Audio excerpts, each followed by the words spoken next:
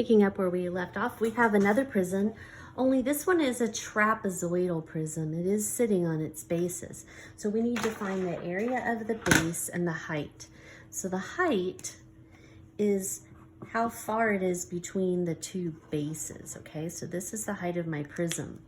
However, to calculate big B, I'm gonna do it off to the side. The area formula for the trapezoid is half the height of the trapezoid times the sum of the two bases of the trapezoid.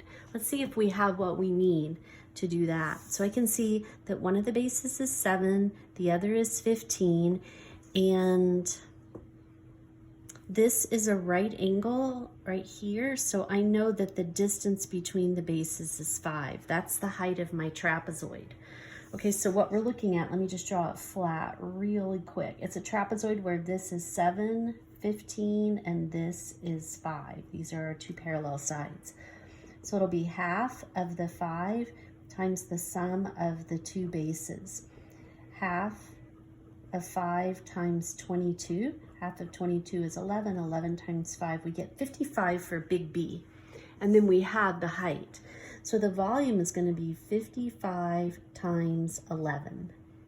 Okay, 55 times 11 is 605, and it's cubic feet.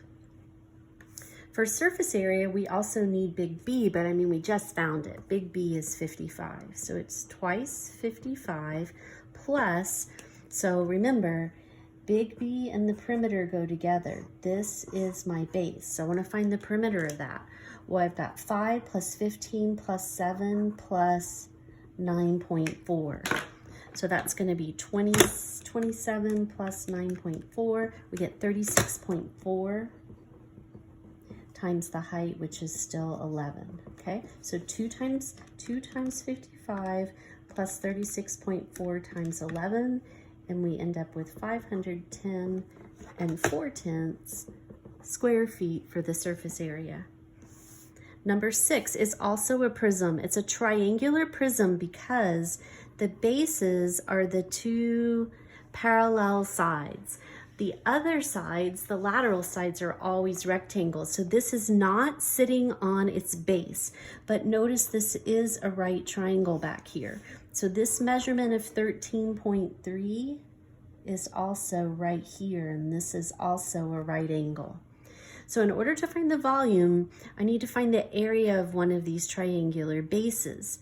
So I know that big B is going to be half the base of the triangle times the height of the triangle. Well, let me draw that triangle oriented a little differently. We know the hypotenuse is 20.5, and I know one of the sides is 13.3. I need this side. This side is essentially going to act as the height of the triangle the way I've drawn it. So I need to use the Pythagorean theorem to find that missing side. Okay, so let me just do that on a different sheet of paper very quickly. So we have 13.3 squared plus the height squared equals 20.5 squared. 176 and 89 plus h squared equals 420 and 25 hundredths. Subtract the 176 and 89 from that, and we get that h squared equals 243.36, and then we'll take the square roots. So the square root of that is 15.6. Now, that's the height of the little triangle, not the height of the prism, okay? So this distance here is 15.6. So it'll be half the base of the triangle, which is 13.3, times the height of the triangle, which we just found to be 15.6. So 13.3 divided by 2 times 15.6. 103 and 74 hundredths. That's our volume. And the height of the prism over here, the height is this distance. The height is the distance between the bases. If we were to stand it up on those triangular bases, it would stand 16 millimeters tall. So our volume is big B times the height of 16. So we're just going to multiply this times 16, and we get 1,659 and 84 hundredths cubic millimeters. For surface area, we need big B, we've got it. We need the height, we've got it. And while I haven't found the perimeter, I certainly have everything that I need to find it. So we said that this was 15.6 when we used the Pythagorean theorem. I'm just going to add those three values together. So it's the perimeter of my base, remember. So the perimeter goes with the base, and this is the base. So we need to find the perimeter of that shape. All right, so it's 2 times the big B, 103 and 74 hundredths that we found right over there, plus our perimeter. So 15.6 plus 13.3 plus 20. We get 48.9 times the height, which is still 16. Okay, so the 48.9 will be multiplied by 16. We're going to add to that 2 times our 103 and 74 hundredths. And we get 9, 89, and 88 hundredths, and these are square millimeters. All right, in number 7, we have an automatic water bottle feeder for a cap, and the diagram is here. What's the max amount of water it can hold? So that would be if it were totally full. So we need to find the volume of the cylinder plus the volume of the cone in order to do that. So the cylinder formula is pi r squared times the height of the cylinder, and the cone is 1/3 pi r squared times the height of the cone. So these h's are different, but the radii are indeed the same because they're sitting one on top of the other. So if the diameter is 6, then the radius is 3. The cylinder has a height of 8.5, and the whole entire water bottle has a height of 12.5. So if we subtract that, we can see that the remaining height here for our cone needs to be 4. That should be everything we need to just plug in and get our answer. So it's pi times the radius of 3 squared times the height of the cylinder plus 1/3 times pi. The radius is still 3 times the height of the cone, which is 4. Okay, so for the cylinder, 9 times 8.5, 76.5 pi plus 9 times 4 is 36. 1/3 of that is 12. 12 pi. So we end up with 88.5 pi cubic inches, which is approximately times pi 278 3/3 cubic inches.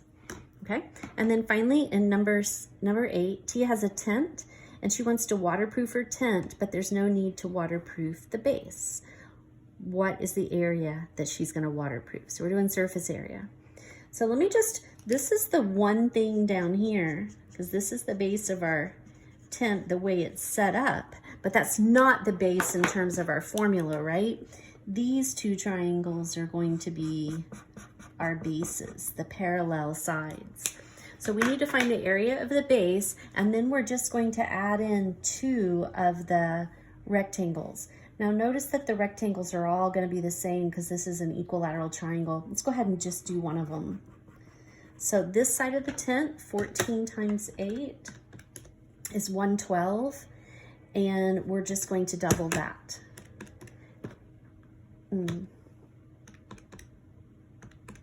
224. Okay, so that's the area. I should have been able to just add that. That's the area of the 2 sides of the tent. Now we've got to get the front and the back. Notice I don't have the height of the triangle. I only have the base, but it's equilateral. So remember, an equilateral triangle is 60 and 60. So when I drop my altitude, it makes a 30, 60, 90 triangle where that is 4. So we have this triangle, this is 4, this is 60, this is 30, so that's the short side. So the long side then is going to be the short leg times the square root of 3. That's the height of the base, not the height of, this would be the height of the actual triangular prism. We don't end up needing to use that, but there you have it. All right, so we need to find the area of the base. So in order to find big B, it's going to be half the base of the triangle times the height of the triangle. Well, the base of the triangle is 8, right, from edge to edge, times the height of the triangle, which we just found to be 4 root 3. Half of 8 is 4. 4 times 4 root 3 is 16 root 3. That's the area of one triangle, and there are 2 of them. So the exact answer, if you weren't going to round, is 32 root 3 plus 224 square units, but we might as well go ahead and round that. So 32 times the square root of 3 plus 224 is about 279 and 43 hundredths. And the units are feet, and it is squared because we found area, not volume. How'd you do?